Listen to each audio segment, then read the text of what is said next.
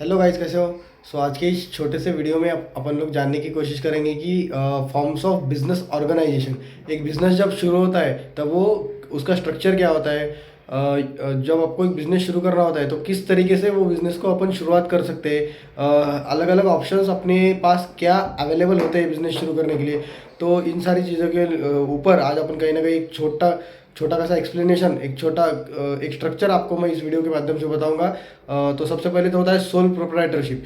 Sole proprietorship in the sense कि एक दुकान, जो भी अपने गली में अपने आसपास दुकानें होती है, अगर आपको बिजनेस शुरू करना है तो आप कहीं ना कहीं एक खुद की दुकान शुरुआत कर सकते हो। तो उसे बोलते हैं सोल प्रोप्राइटरशिप। एक सिंगल बंदे ने एक खुद की दुकान शुरू करी। जो कुछ भी अपने आसपास दुकानें अपन शॉप्स देखते हैं उसको बोलते हैं सोल प्रोप्राइटरशिप। एक बंदा उस जगह पे बिजनेस शुरू करता है। सेकेंडली आता है पार्टनरशिप। आप किसी के साथ मिलकर, किसी के साथ एक पार्टनर बोलो, एक आपका साथीदार बोलो, उसके साथ एक जो भी आपका दोस्त है, फ्रेंड्स है, फैमिली है, उनके साथ मिलकर कहीं ना कहीं बिजनेस शुरुआत करते हो। तो इसको इसको बोलते हैं पार्टनरशिप में बिजनेस करना। तो सेकंड हो गया पार्टनरशिप। थर्ड हो गया limited liability partnership. Limited liability partnership in the sense ये एक पार्टनरशिप ही है, बट एक यहाँ पे ऐसा है कि कहीं ना कहीं इसको कंपनी के जो भी जब आप कंपनी फॉर्म करके बिजनेस करते हो तो जो कुछ भी कंपनी के फीचर्स है, जो कुछ भी कंपनी को बेनिफिट्स है, सेपरेट लीगल एंटिटी का हो गया, उसके बाद में लिमिटेड लाइबिलिटी का हो गया, ये सारी चीज़ें आपने को कहीं ना कहीं एलएलपीज में देखने को मिलती है। आज की डेट में वैसे देखा जाए तो पार्टनरशिप कोई फॉर्म नहीं करता। बहुत सारे लोग प्रीफर करते हैं एलएलपीज, क्योंकि एलएलपीज में कहीं ना कहीं ना एक लाइबिलिटी लिमिटेड रहती है। अगर अगर कल जाके बिजनेस कुछ कम ज़्यादा भी हुआ तो पार्टनर्स के ऊपर लाइबिलिटी लिमिटेड रहती है। It is the business, it is the partnership, is the LLP which has unlimited liability, not the partners. So ये एक बेनिफिट वहाँ पे है। एलएलपी को भी एलएलपी एक्ट रेगुलेट करता है। बेसिकली ये 2008 में आया, 2009 से विथ इफेक्ट हो गया। सो यहाँ पे भी है, दो से ज़्यादा लोग यहाँ पे एक जगह पे मिलते हैं और कहीं ना कहीं बिजनेस करना शुरुआत करते हुए। बस यहाँ पे लाइबिलिटी अनलिमिटेड है। उसके बाद में हो गया जब आपको बड़े लेवल पे बिजनेस करना होता है तो वो एक चीज़ होती है कि कंपनी खोलना, ठीक है ना। तो उसमें भी अलग अलग टाइप से, private limited, public limited, small company, one person company, ये सारे बहुत सारे कंसेप्ट उसमें है।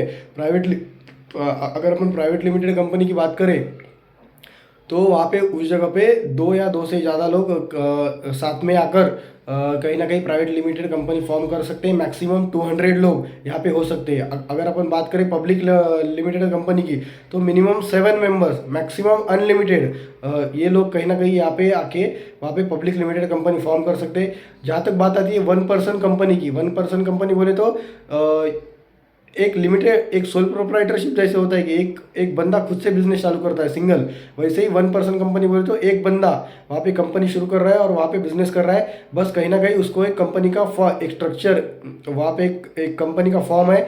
यहाँ पे बेनिफिट ऐसा है कि जैसे मैंने बोला लिमिटेड लाइबिलिटी, कंपनी और वो बंदा कहीं ना कहीं अलग है। कल जाके कुछ लाइबिलिटी आ गई तो उसके पास जितने शेयर्स है उसकी उतनी लाइबिलिटी रहेगी। It is the company which has unlimited liability. So ये भी एक कंसेप्ट अच्छा है। उसके बाद में आता है स्मॉल कंपनी। स्मॉल कंपनी बोले तो जिस भी कंपनी का वहाँ पे पेड अप कैपिटल 4 करोड़ या टर्नओवर 40 करोड़ और बीच में एंड है, दोनों कंडीशन सेटिस्फाई होनी चाहिए। जिस भी कंपनी का paid up capital 4 crore and है बीच में, सेकेंडली उसका टर्नओवर 40 करोड़, 4 करोड़ 40 करोड़, ये इसके लिमिट्स के नीचे होगा, उसे अपन स्मॉल कंपनी बोलते हैं। ये लिमिट्स चेंज होती है। इससे पहले वे 50 लाख एंड 2 करोड़ थी, फिर बाद में अभी थोड़ा थोड़ा बढ़ बढ़ के वो 4 करोड़ 40 करोड़ हो गई। तो ये हो गई कंपनीज की बात। Private company, public company, one person company, small company, ये सारे कंसेप्ट कंपनीज के हो गए। उसके बाद में आता है एचयूएफ। अगर आपका फैमिली बिजनेस है, हिंदू अनडिवाइडेड फैमिली, और आपने उसको एचयूएफ बोल के रजिस्टर किया है तो कहीं ना कहीं आप एचयूएफ के द्वारा भी बिजनेस कर सकते हो, एक family business in the sense. उसके बाद में आता है कि कोऑपरेटिव सोसाइटीज।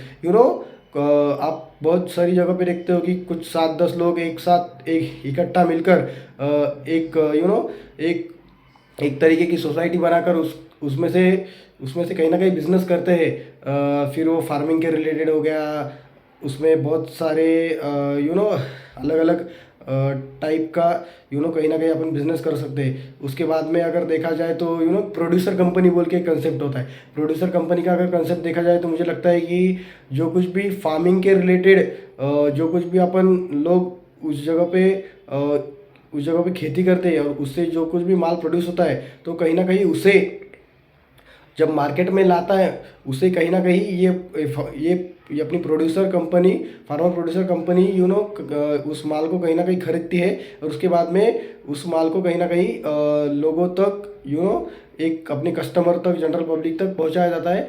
तो ये होता है फार्मर प्रोड्यूसर कंपनी। उसमें बहुत सारी चीज़ें, वो प्रोड्यूसर कंपनी अलग अलग प्रोडक्ट्स को कहीं ना कहीं जो फार्मिंग से रिलेटेड है, उसको कहीं ना कहीं एक लोगों तक पहुंचाने का काम करती है। तो ये हो गए एक basic forms of business organisation. ये सारी चीज़ें हैं, सोल प्रोप्राइटरशिप हो गई, पार्टनरशिप हो गई, एलएलपीज हो गई, उसके बाद में कंपनीज हो गई, फिर उसमें अलग अलग है private, public, small 1 person company, and उसके बाद में आता है अपना कोऑपरेटिव सोसाइटी, उसके बाद में एचयूएफ, उसके बाद में ये सारी चीज़ें कहीं ना कहीं मुझे लगता है कि ये फॉर्म्स ऑफ बिजनेस ऑर्गेनाइजेशन है। इसमें बहुत सारे फीचर्स, उसके एडवांटेज, डिसएडवांटेज, कैरेक्टरिस्टिक्स, ये सारी चीज़ें हैं। ये सारी चीज़ें कहीं ना कहीं अपन, मुझे लगता है कि बाद के वीडियो में देखेंगे। एक अच्छा खासा वीडियो मैं इसके ऊपर बनाऊंगा। ये एक बेसिक इंट्रोडक्टरी वीडियो था, फॉर्म्स ऑफ बिजनेस ऑर्गेनाइजेशन। अपन बिजनेस किस तरीके से कर सकते हैं, बेसिकली क्या ऑप्शंस अवेलेबल है।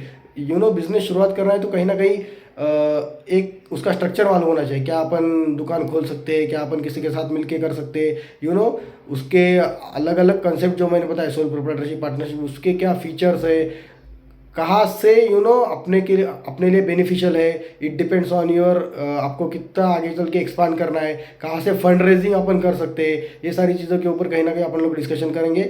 बेसिकली इस वीडियो का मोटिव इतना ही था कि एक बिजनेस किस तरीके से होता है, बेसिकली क्या ऑप्शंस है, किस तरीके से उसको फॉर्म अपन कौन से स्ट्रक्चर में कर सकते हैं, ये बताने का इस वीडियो का माध्यम से मेरा मोटिव था। तो यहाँ पे सोल प्रोप्राइटरशिप हो गया, पार्टनरशिप हो गया, एलएलपीज हो गया, कंपनीज हो गई, एचयूएफ हो गई, कोऑपरेटिव सोसाइटीज हो गई। बेसिकली ये कुछ ये कुछ स्ट्रक्चर्स है जिस तरीके से अपन एक बिजनेस को कहीं ना कहीं उस जगह पे स्टार्ट कर सकते हैं। तो यही था। और कुछ भी आपको डाउट्स है तो आप यहाँ पे कमेंट कर सकते हो। जल्दी अपन एक उसके ऊपर, उसके फीचर्स के ऊपर, उसके एडवांटेजेस डिसएडवांटेज के ऊपर एक डिटेल वीडियो मैं यहाँ पे लेके आऊँगा। और ये वहाँ पे मुझे लगता है कि सीएस के एग्जीक्यूटिव में भी हो गया, 11th-12th में भी हो गया, ये फाउंडेशन में भी हो गया, सीए में भी देखा जाए तो ये एक बहुत ही बेसिक सा कंसेप्ट है जो कि आपको हर जगह पे काम आएगा। ठीक है, थैंक यू, बाय।